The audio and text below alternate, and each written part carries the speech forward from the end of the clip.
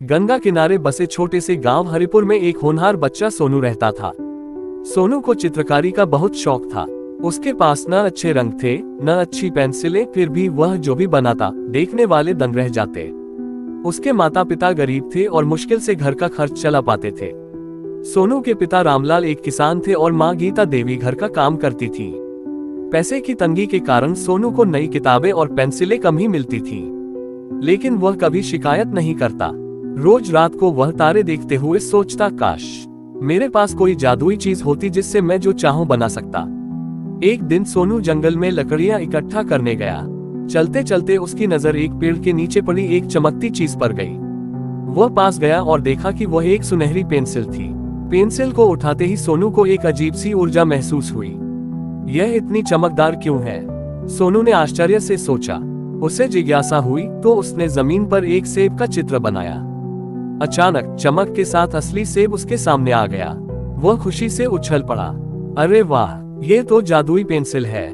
सोनू ने पेंसिल से एक एक कर चीजें बनानी शुरू की। मिठाई, किताबें, खिलौने और सब सचमुच प्रकट हो गईं। अब वह खुश था कि उसे कभी किसी चीज की कमी नहीं होगी।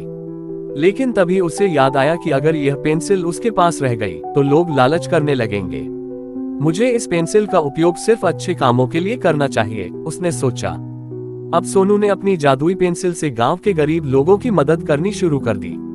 किसी को खाना चाहिए होता तो वह बना देता। जिन बच्चों के पास किताबें नहीं थीं, उन्हें वह किताबें और पेंसिलें दे देता। जिनके घर टूटे हुए थे उनके लिए वह नई झोपड़ियां बना देता। धीरे धीरे पूरे गांव में सोनू की अच्छाई की चर्चा होने लगी। लोग उसे चमत्कारी बालक कहने लगे। हरिपुर गांव के सबसे अमीर आदमी सेठ हरिराम को इस जादुई पेंसिल के बारे में पता चला। वह बेहद लालची था। अगर यह पेंसिल मेरे पास आ जाए तो मैं सोने का महल बना सकता हूँ, उसने सोचा। उसने सोनू को अपने घर बुलाया और कहा, बेटा तुम बहुत अच्छे हो, ये लो मिठाई और पैसे, लेकिन क्या तुम मुझे अपनी पेंसिल दे सकते हो? सोनू समझ गया कि सेठ जी के मन में लालच है। सेठ जी, ये पेंसिल सिर्फ अच्छे कामों के लिए है।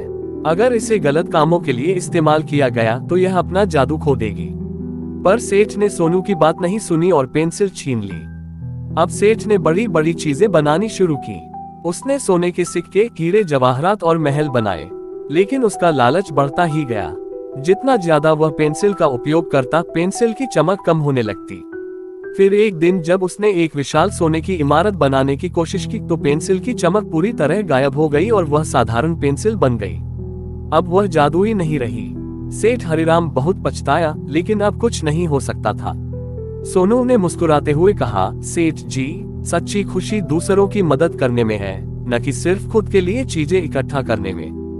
गांव के लोग भी समझ गए कि मेहनत और ईमानदारी से ही असली सफलता मिलती है। सोनू की साधारण पेंसिल भले ही अब जादुई न रही हो, लेकिन उसकी अच्छाई और कला उसे हमेशा खास बनाए रखी।